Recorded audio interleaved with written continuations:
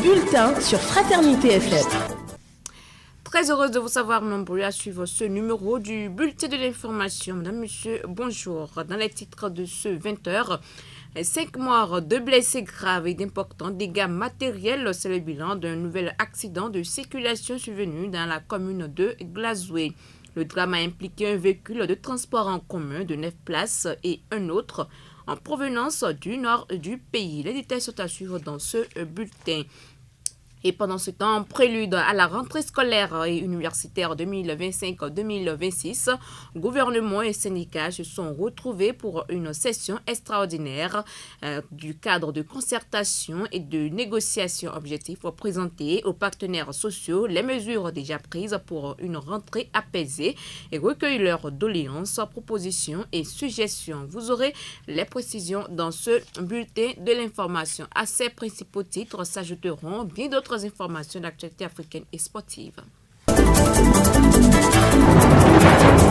Bienvenue à chacun et à tous. Grave accident de la circulation très tôt ce matin à l'entrée sud de la ville de Glazoué. L'accident survenu seulement à quelques mètres du marché implique un camion et une voiture 9 places qui sont entrées en collision. Le bilan fait état de plusieurs morts et des blessés graves. Joachim Moïmavo, notre confrère sur place à Glazoué, relate ce qui s'est réellement passé. Glazoué s'est réveillé ce mercredi matin, jour de l'animation de son marché, avec une triste information. 5 morts sur le champ dans un accident qui s'est produit suite à une collision entre un véhicule de transport en commun 9 places et un camion de la société Ariba Logistique qui venait dans le sens contraire du côté de Parakou en direction de Cotonou. L'accident se serait produit autour de 5h30 minutes en plein cœur de la ville de Glazoué et à quelques 100 mètres du marché international de Glazoué et à 100 mètres également de l'église catholique Saint-Joseph. Selon le bilan de la police républicaine, 5 corps sans vie ont été retrouvés dans le véhicule 9 places, tous des commerçants qui allaient animer le marché international de Glazoué. 2 blessés graves évacués à l'hôpital de zone de Dassazoumé. Les causes de l'accident ne sont pas encore réellement connues, mais on peut déjà remarquer que le camion s'est retrouvé sur le côté des véhicules de transport en commun pour cet accident. Une situation qui attriste toute la ville de Glazoué. Correspondance de Joachim Nimavo de Nostalgie TV Africa pour Fraternité FM de Parakou. On parle éducation dans ce bulletin de l'information année scolaire et universitaire 2025-2026. Le gouvernement et les partenaires sociaux se parlent pour une rentrée apaisée. Dans ce cadre, la Commission nationale de concertation, de consultation et de négociation collective gouvernement-syndicat est en session extraordinaire depuis ce mardi à Cotonou. Placé sous la présidence du ministre d'État chargé de la coordination de l'action gouvernementale Abdoulaye Biot-Tchani. La rencontre se tient à la tour administrative et est consacrée aux préparatifs de la reprise des classes. L'objectif est double. Présenter aux partenaires sociaux les mesures déjà prises pour une rentrée apaisée et recueillir leurs doléances, propositions et suggestions. Dans son discours d'ouverture, Abdoulaye Biot-Tchani a rappelé que l'éducation constitue un pilier essentiel du développement durable et un levier de transformation économique, sociale et culturelle. Il a ensuite levé un point de voile sur les réformes menées ces dernières années qui ont permis d'obtenir des résultats tangibles. Mais malgré ce tableau plutôt intéressant, plusieurs défis restent à relever, rappelle le ministre d'État Abdoulaye Biot-Tchani. D'importantes réformes ont été engagées ces dernières années par le gouvernement avec le concours de tous ici présents. Elles ont permis d'améliorer la gouvernance scolaire et universitaire, d'élever la qualité des enseignements et de renforcer les conditions de travail des enseignants comme des apprenants. Ces efforts portent déjà leurs fruits, on le voit à travers les résultats scolaires. Au CEPE, aujourd'hui on a près de 90% de taux de réussite. Au BEPC, on a atteint 77% cette année, contre 73% l'année dernière. Et au baccalauréat, on est à 73% en 2025, donc cette année, contre seulement 56%. Ces résultats, parmi les meilleurs jamais enregistrés dans notre pays, mais aussi dans la sous-région ouest africaine, témoignent de l'engagement des enseignants, des apprenants, des parents et de l'ensemble des acteurs du secteur. Je veux donc exprimer ici la reconnaissance du gouvernement et saluer la responsabilité des partenaires sociaux qui, par le dialogue permanent, ont contribué à l'atteinte de ces performances. Premièrement, améliorer durablement les conditions de vie et de travail des enseignants. Deuxièmement, adapter les curricula aux réalités d'une économie en mutation. Troisièmement, assurer une meilleure répartition des infrastructures éducatives. Quatrièmement, intégrer pleinement les technologies numériques dans les pratiques pédagogiques. Et enfin, réduire les inégalités d'accès, notamment pour les filles et les enfants des zones défavorisées. La rentrée scolaire universitaire chaque année est un moment d'espérance pour les apprenants et de responsabilité pour nous tous. Elle nous rappelle que l'éducation est un droit et une promesse. Le gouvernement, sous la conduite du président Patrice Talon, demeure résolument engagé à garantir la réalisation de l'objectif de développement durable numéro 4, qui est d'offrir à chaque enfant, chaque jeune et chaque adulte une éducation inclusive, équitable et de qualité. Nous avons engagé ce combat en comptant sur nos propres forces, notamment dans les cantines scolaires, dans la formation professionnelle et technique, puis en associant nos partenaires.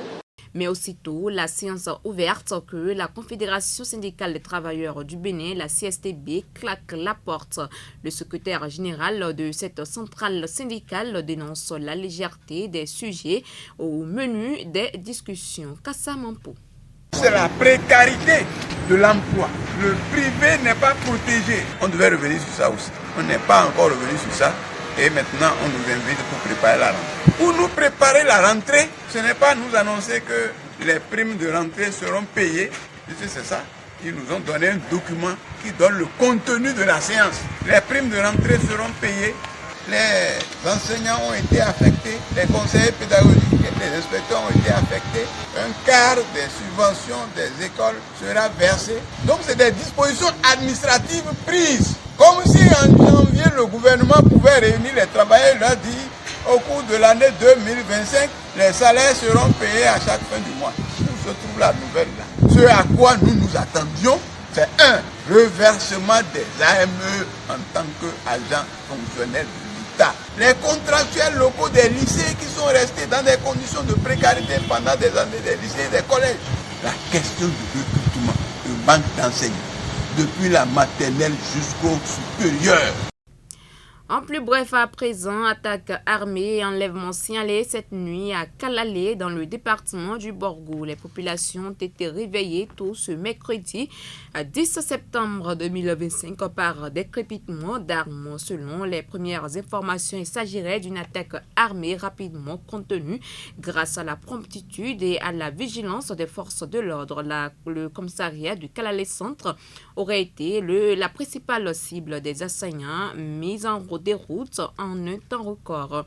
Plus de peur que de mal, rassure une source crédible. Toutefois, des cas d'enlèvement sont signalés notamment au niveau du centre de santé visité par les assaillants, mais le point n'est pas encore disponible avec exactitude.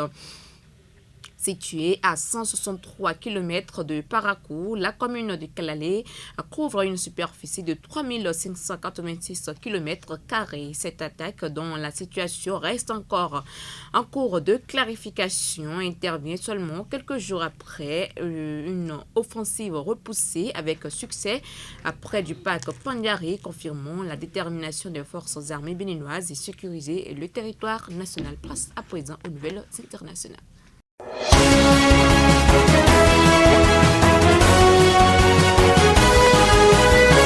Au Niger, les attaques menées par le groupe État islamique au Sahel contre les civils dans la région de Tillabéri se sont intensifiées au cours des derniers mois. C'est la conclusion d'un rapport publié ce mercredi 10 septembre par Human Rights Watch. Selon l'ONG, le groupe État islamique au Sahel a exécuté 127 personnes dans les 5 attaques qu'elle a pu documenter qui se sont produites entre mars et juin 2025. Aucune de ces attaques n'a été été revendiqués par les témoins les attribuent à l'AES. Dans la plupart des cas, ils les affirment que les assaillants ont accusé de collaborer avec l'armée nigérienne et que malgré leurs alertes, celle-ci ne les ait pas protégés. Human Rights Watch appelle donc les autorités nigériennes à protéger les civils dans cette zone. Pendant ce temps, une nouvelle décision au Gabon. Dorénavant, les autorités ont fait le choix de confier exclusivement la direction des banques et des structures financières aux nationaux. Cette décision a été adoptée au cours du Conseil des ministres le 8 septembre. Il a pour objectif de mettre un terme à la domination des expatriés dans la gouvernance du secteur. À en croire le gouvernement, la forte dominance étrangère aurait renforcé certaines dérives. Il s'agit notamment de la mauvaise gestion des créances, de l'éloignement des priorités locales. En réservant exclusivement des postes de direction gabonais, l'exécutif souhaite redonner un visage patriotique au système bancaire et solidifier la souveraineté économique du pays. Toutefois, le texte n'exclut pas la présence étrangère.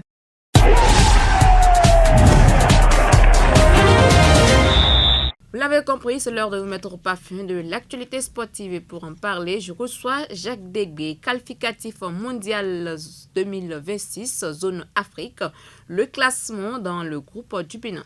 Oui, le Bénin peut se permettre de rêver à une qualification historique à la Coupe du Monde 2026 en surclassant le Lesotho 4-0 ce mardi. Les Guépas récupèrent la deuxième place du groupe C avec 14 points au compteur, soit 3 de moins que l'Afrique du Sud, leader. Le Nigeria et le Rwanda sont respectivement 3e et 4e avec 11 points chacun, alors que le Lesotho 5e avec 6 points et le Zimbabwe 6e avec 4 points sont déjà hors course. Les 2 dernières journées prévues en octobre prochain s'annoncent donc déterminantes. Le Bénin sera en déplacement à chaque fois au Rwanda et au Nigeria. On rappelle que seul le premier de chaque poule est directement qualifié. Éliminatoire Coupe du Monde 2026, zone Amérique du Sud, premier revers pour Ancelotti.